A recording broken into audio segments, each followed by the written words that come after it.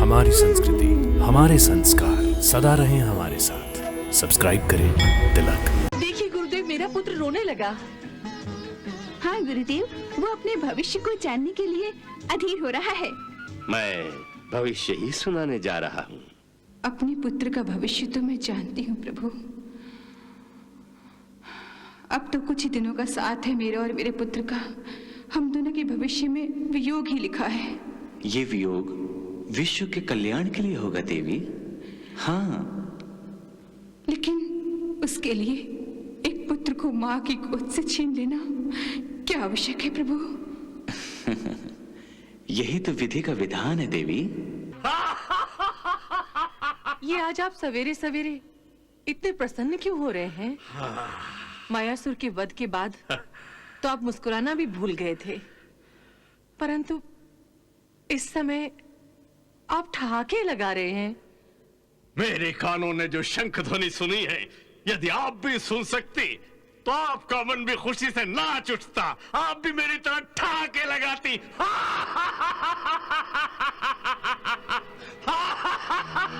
जब तक मायासुर की हत्या का बदला पूरा नहीं होता, संसार की कोई खुशी मेरे लिए नहीं है। मैं तो उस दिन खुशी से नाचूंगी जिस दिन कृष्ण और रुक्मणी अपने पुत्र के वियोग में जल बिन मछली की भांति तड़पेंगे। अरे सत्यभामा, तुम अभी से इतनी उतावली क्यों हो रही हो? भाभी, पहले गुरुदेव बच्चे की जन्म कुंडली बनाएंगे, उसके बाद उसका भविष्य कहेंगे, बाद में नामकरण होगा। सुभद्रा, तुमने तो पूरी जानकारी पहले से हासिल कर ली है। हाँ हाँ, वो भी तो अपने आने वाले पुत्र की प्रतीक्षा जो कर रही है। देखिए गुरुदेव, मेरा पुत्र रोने लगा। हाँ गुरुदेव, वो अपने भविष्य को जानने के लिए अधीर हो रहा है। मैं भविष्य ही सुनाने जा रहा हूँ। अपने पुत्र का भविष्य तो मैं जानती हूँ प्रभु।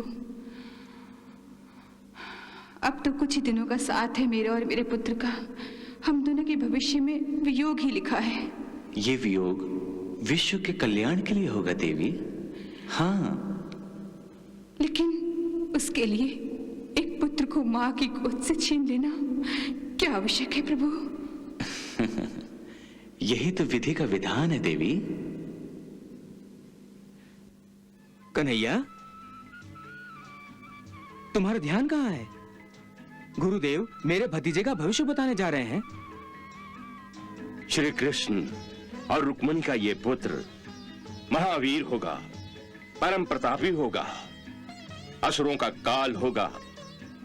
ये पुत्र धर्म की रक्षा करेगा, सूर्य देवता जैसा तेजस्वी होगा, यादवों के कुल का नाम रोशन करेगा।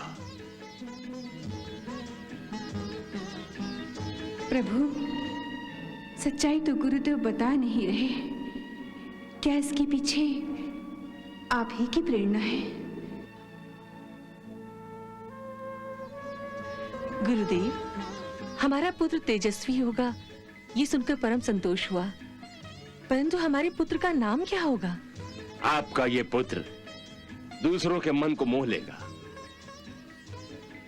इसे जो भी देखेगा उसका मन प्रफुल्ल हो उठेगा। इसीलिए इसका नामकरण हम करते हैं प्रद्युम्न। प्रद्युम्न, प्रद्युम्न, प्रद्युम्न, प्रद्युम्न। प्रद्युम्न? वाह कन्हैया, प्रद्युम्न बहुत अच्छा नाम है। प्रद्युम्न।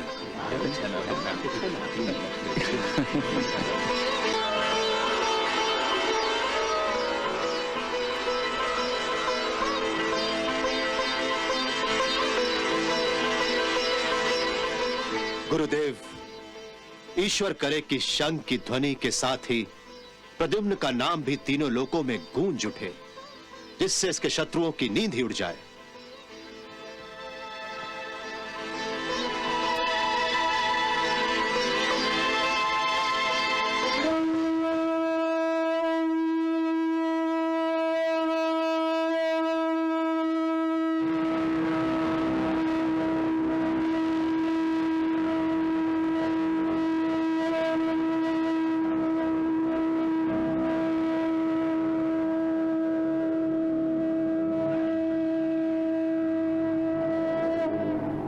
ये शंख ध्वनि तो द्वारिका से आ रही है। आज कृष्ण पुत्र के जन्म का छठा दिन है। अवश्य ही उसका नामकरण हो रहा होगा। मरने वाले का नामकरण। मरने वाले का नामकरण।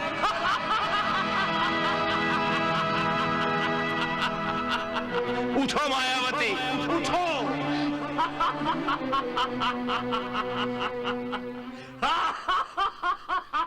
ये आज आप सवेरे सवेरे इतने प्रसन्न क्यों हो रहे हैं? मायासुर के वध के बाद तो आप मुस्कुराना भी भूल गए थे, परंतु इस समय आप ठहाके लगा रहे हैं। मेरे कानों ने जो शंख ध्वनि सुनी है, यदि आप भी सुन सकती तो आपका मन भी खुशी से नाच उठता। आप भी मेरी तरह ठहाके लगाती।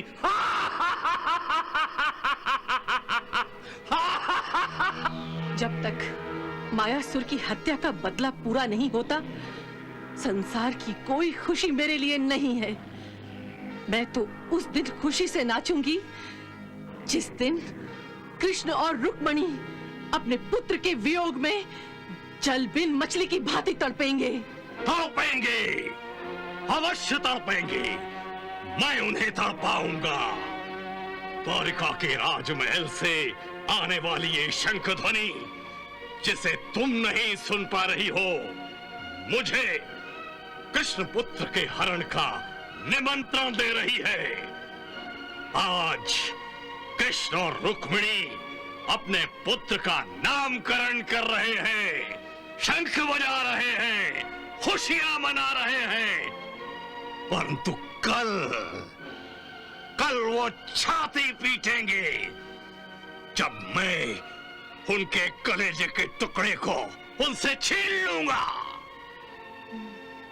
कलेजे का टुकड़ा तो क्या, मेरा बस चले तो उनके कलेजे ही चबा डालूं।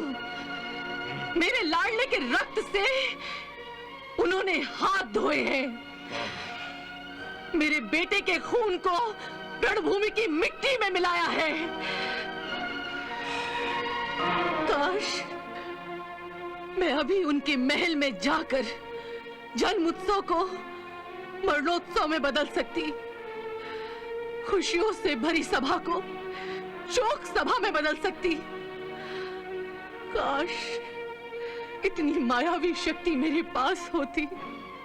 मायावी शक्ति तो आपके पास है मायावती। भूल गई मायावी राक्षस को जो हमारा दास है। वो जो चाहे रूप धारण कर सकता है। यदि छुपना चाहे तो अंधेरे में अंधेरा और उजाले में उजाला बन सकता है। इच्छाधारी राक्षस है वो। तो उस मायावी राक्षस को अति शीघ्र प्रकट कीजिए नाथ। आपकी आज्ञा से आज मैं उसे आदेश दूंगी कि द्वारका के राजमहल में जाकर किस तरह द्वारका के भविष्य की नींव को उखाड़ लाना है। हे मायावी राक्षस, अतिशीघ्र प्रकट हो, प्रकट हो, प्रकट हो, प्रकट हो, प्रकट हो।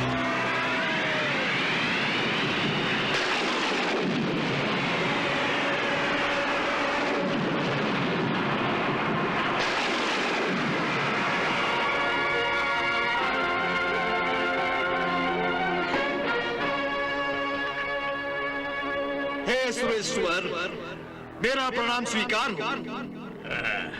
तुम आ गए मायावी। हाँ सुरेश्वर, आपने मुझे क्यों स्मरण किया है? क्या पाताल में भूचाल लाना है? क्या पृथ्वी लोक को पाताल पर दे मारना है? क्या फिर इंद्र लोक के सिंहासन से इंद्र को अपनी मुट्ठी में दबोच लाना है? नहीं मायावी, नहीं, तुम्हें ये सब नहीं करना है। ये तो बहुत बड़ा काम है। तुम्हें तो एक छोटा सा काम करना है। छोटा सा काम? हाँ, इस बार तुम्हें केवल एक नवजात शिशु का हरण करना है। केवल एक नवजात शिशु का हरण? हाँ। आप केवल एक असहाय बालक को उठा लाने की बात कह रहे हैं। ये काम तो आपका एक साधारण दास भी बड़े सहज ढंग से कर सकता है। नहीं, इस तुच्छ काम के लिए मायावी शक्तियों की कोई आवश्यकता नहीं है। नहीं, यदि मैं ये काम करूंगा तो मेरी अपार मायावी शक्तियों का अपमान होगा सुरेश्वर। अपमान नहीं होगा मायावी, बल्कि हमारी नजरों में तुम्हारा मान बढ़ेगा। इसलिए कि तुम जिस बालक को उठा लाओगे वो कोई साधारण बालक नहीं है, द्वारिकाधीश श्री कृष्ण का पुत्र है। कृष्ण ने हमारा पुत्र छीना है, हम उसका पुत्र छीनना चाहते हैं। तुम इस कार्य को तुच्छ न समझो मायावी, इसलिए कि स्वयं कृष्ण भी मायावी शक्तियों में निपुण है, तथा उसका राजमहल किसी दुर्ग से कम नहीं है। हाँ, तुम रूप बदल कर वहां जा सकते हो और वहां से वापस आ सकते हो, परंतु कृष्ण पुत्र को लेकर वहां से निकल आना बहुत कठिन है। हाँ, इसलिए तुम सावधानी से काम लेना। यदि ऐसी बात है तो आप दोनों चिंता ना करें। देखिए मैं किस तरह कृष्ण की आंखों में धूल झोंकता हूं और रुक्मणी की आंखों से काजल चुरा लाता हूं। प्रणाम। यशस्वी भव मायावी। जाओ मायावी जाओ।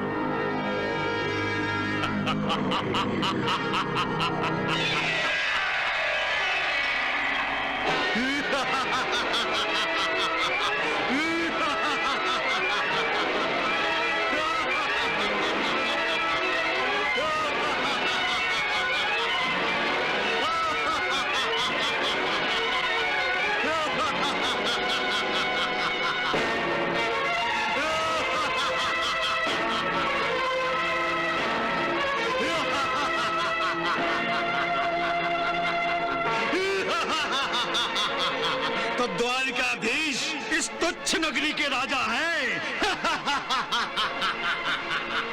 यदि महाराज संबरासुर ने आज्ञा दी होती तो मैं प्रद्युम्न के साथ साथ इस नगरी को भी अपनी हथेली पर उठा लाता।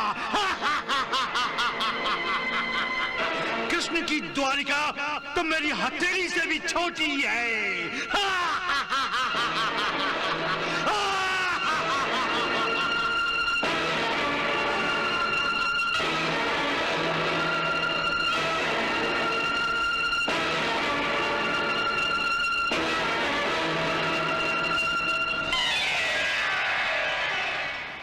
मुनिवर, मायावी की हंसी से मुझे बहुत डर लग रहा है।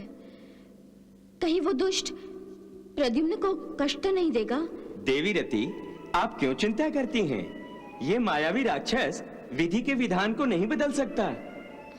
आप तो जानते ही हैं कि शमरासुर का वध करने के लिए ही प्रद्युम्न ने जन्म लिया है। इसलिए प्रद्युम्न का ये असुर तो क्या, स्वयं शमरासुर भी कुछ नहीं बिगाड़ सकता। जानती हूँ, पर ना जाने क्यों मन घबरा रहा है। निश्चिंत रहो देवी, निश्चिंत रहो।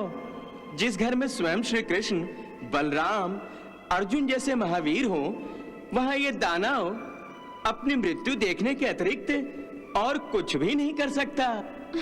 ईश्वर करे आपका कथन सत्य हो।